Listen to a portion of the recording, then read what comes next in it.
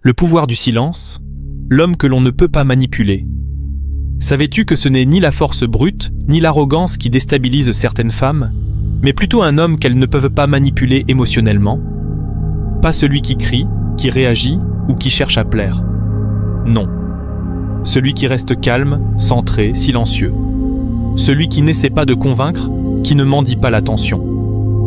Cet homme-là provoque un malaise profond chez celles qui ont appris, consciemment ou non, à utiliser les émotions comme arme de contrôle. Aujourd'hui, il ne s'agit pas de séduction superficielle, de jeux de regard ou de phrases toutes faites. On va parler de pouvoir. Et Machiavel sourirait, satisfait, s'il te voyait comprendre ce qui suit. Imagine. Une personne essaie de te provoquer. Une remarque déguisée, une blague acide, un silence chargé de sous-entendus. La majorité des hommes vont réagir, se défendre, s'énerver, se justifier, et ce faisant, ils perdent. Leur pouvoir leur échappe. Mais toi, non. Tu ne tombes pas dans le piège. Tu observes. Non pas avec peur ni avec colère, mais avec lucidité. Un homme émotionnellement intelligent ne réagit pas au quart de tour. Non par froideur, mais par conscience. Il a appris à lire avant de parler, à ressentir sans se perdre, à répondre sans se détruire. Et ce calme, cette stabilité, perturbe, parce qu'elle rend le jeu obsolète. Elle enlève le levier de pouvoir émotionnel à l'autre. Certaines femmes ont appris à tester, crier, se taire, pleurer, séduire, punir. Si l'homme cède, elles comprennent qu'elles peuvent le modeler. Mais quand il reste droit, stable, inébranlable, un frisson passe. Ce n'est pas de la peur de l'homme en lui-même, c'est la peur de ne pas avoir de prise. L'imprévisibilité du calme, voilà ce qui dérange. Parce que ce calme-là ne cache pas une tempête, il cache une liberté. Et c'est là que Machiavel intervient. Dans Le Prince, il ne parlait pas d'amour, il parlait de pouvoir. Et il disait, celui qui se gouverne lui-même gouverne les autres sans en avoir besoin. Tu n'as pas besoin de crier pour être entendu. Tu n'as pas besoin de plaire pour exister. Tu ne donnes à personne accès à tes boutons émotionnels. Et ça, c'est rare. C'est puissant. On te dira peut-être que ton silence est suspect, que ton calme cache quelque chose, que ton détachement est de l'indifférence. Mais toi, tu sais, ta paix n'est pas une fuite. Elle est une présence, une force tranquille. Un homme qui se possède est un homme qu'on ne peut dominer. Et ce simple fait change toutes les dynamiques autour de lui. Tu n'es pas là pour jouer le rôle parfait dans une comédie relationnelle. Tu es là pour vivre dans la vérité, pour parler depuis ton centre. Pas pour tomber dans les pièges affectifs tendus comme des filets. Ne pas réagir, ce n'est pas encaisser. C'est choisir, c'est décider quand, comment et pourquoi donner ton énergie. Et ce choix, quand il vient de l'intérieur, te rend imprévisible. Et ce qui ne peut être prévu finit par être respecté, parfois même craint. Pas parce que tu es dangereux, mais parce que tu es entier. Et l'intégrité, aujourd'hui, est une rareté. L'homme émotionnellement intelligent ne mendie pas l'approbation. Il ne cherche pas à séduire à tout prix. Il n'attend pas qu'on lui dise « tu vaux quelque chose » pour y croire. Il s'est choisi lui-même. Et à partir de là, tout change. Il n'agit plus depuis le manque, mais depuis la conviction. Il ne cherche plus à être validé. Il se sait légitime. Cela dérange, car de nombreux liens reposent sur un contrat silencieux. Je te donne mon amour, tu me donnes ton pouvoir. Et toi, tu refuses ce pacte. Tu ne demandes plus l'amour comme une aumône. Tu ne poursuis plus l'attention comme une nécessité vitale. Le silence ne te détruit pas. Le rejet ne t'ébranle pas. La critique ne t'effondre pas. Pourquoi ? Parce que ta valeur ne dépend plus des autres. Tu ne cherches plus une mère émotionnelle derrière une partenaire. Tu offres ta présence, pas ton besoin. Et ça, c'est une révolution. Machiavel aurait compris. Celui qui dépend des autres pour se sentir exister est voué à la servitude. Mais l'homme libre n'a pas besoin d'approbation. Il incarne sa valeur. Il n'a rien à prouver. Il ne cherche pas à être choisi. Il choisit. Et c'est ce choix qui inverse les rôles. Ce n'est pas de la froideur, c'est de la racine, de l'ancrage émotionnel. Un homme enraciné ne vit pas selon le désir de l'autre. Il ne se sent pas plus viril parce qu'on le désire. Il est entier parce qu'il est aligné. Et cet alignement est une menace pour ceux qui vivent dans le déséquilibre. Parce qu'on ne peut pas faire chuter quelqu'un qui tient debout tout seul. Et voilà le secret. Quand tu ne cherches plus à plaire, tu deviens séduisant. Pas parce que tu cherches à l'être, mais parce que tu es vrai. Tu n'as pas besoin de contrôler. Tu as de l'autocontrôle. Tu n'as pas besoin d'imposer. Tu inspires, tu influences, non pas en manipulant, mais en incarnant. Et cette influence silencieuse désarme, parce qu'elle ne joue pas aux jeux habituels. Tu n'entres pas dans le triangle du drame. Tu ne nourris pas les conflits. Tu n'as pas besoin de gagner. Tu veux comprendre. Et face à toi, une femme habituée à ce que l'homme s'effondre, s'explique ou s'excuse, ne sait plus comment réagir, parce que tu n'as rien à prouver. Tu ne veux pas la changer. Tu n'es pas là pour la sauver. Tu es là pour partager. Et si cela ne résonne pas, tu pars, sans te perdre. Et ça, c'est la vraie liberté. La séduction n'est plus un jeu de stratégie. Elle devient une conséquence. Une conséquence de ta clarté, de ta paix, de ton intégrité. Tu n'es plus un acteur. Tu es une présence. Et une femme émotionnellement mature le sent. Elle reconnaît que tu n'es pas là pour combler un vide. Tu es là parce que tu choisis d'y être. Machiavel ne confondait pas le contrôle avec le pouvoir. Il savait que le vrai pouvoir, c'est d'inspirer sans avoir besoin de contraindre.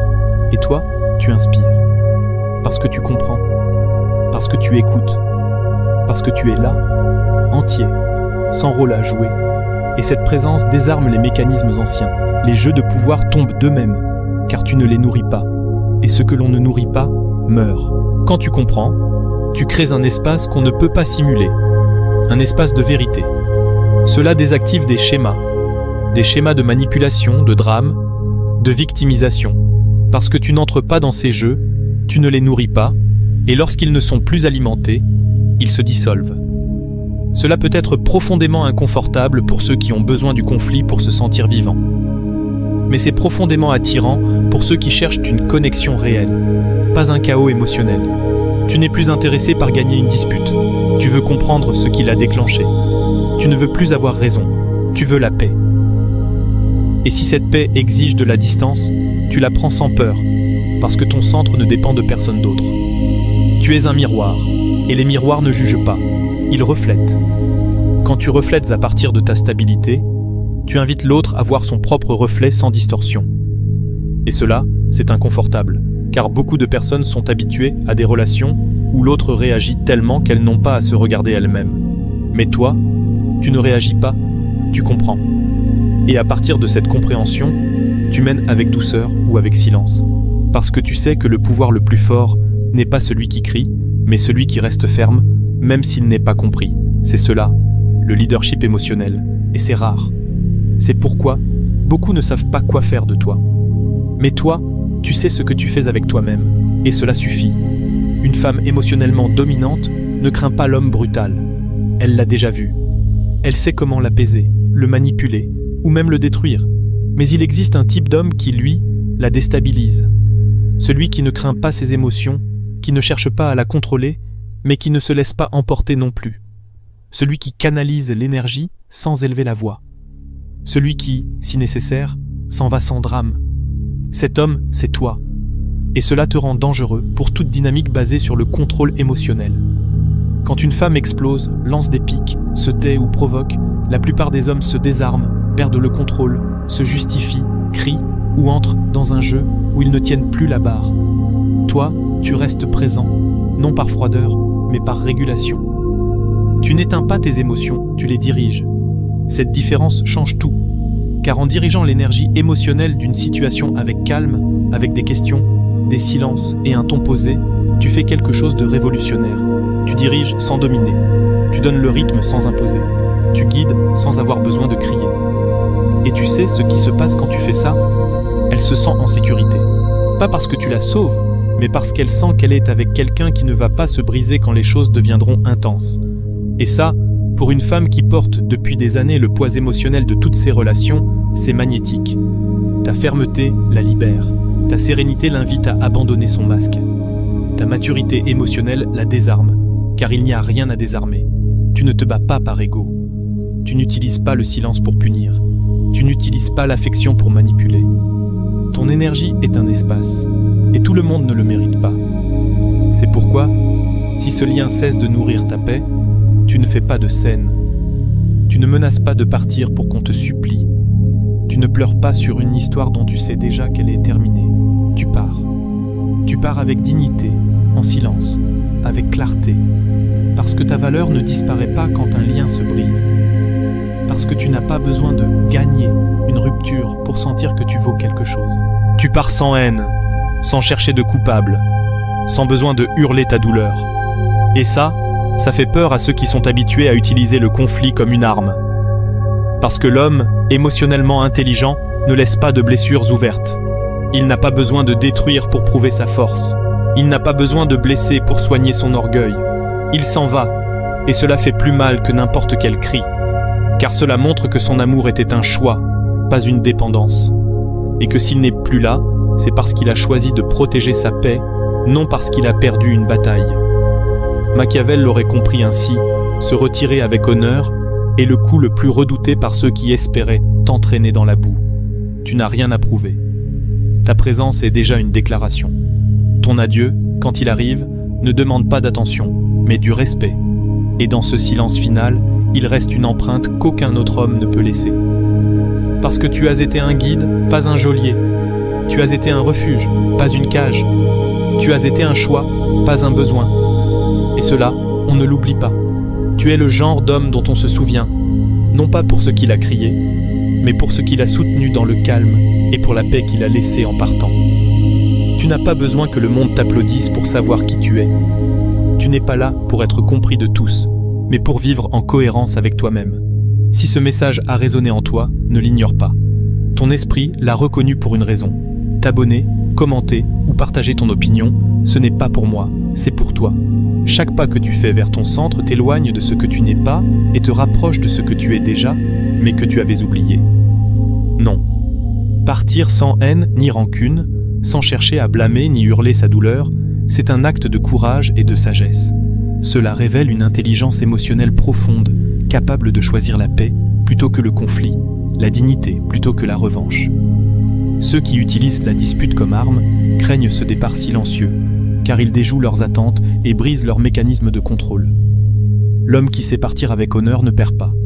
Il protège son équilibre intérieur. Il affirme son amour comme un choix libre et non comme une dépendance. Savoir se retirer avec calme est une force rare et précieuse. C'est un leadership silencieux, un témoignage d'intégrité. Être cet homme, c'est laisser une trace durable, non par la voix, mais par la paix que l'on inspire. Ce n'est pas dans le tumulte que se trouve la grandeur, mais dans la maîtrise de soi. Ce chemin vers soi-même est le plus beau des voyages, celui qui mène à la véritable liberté.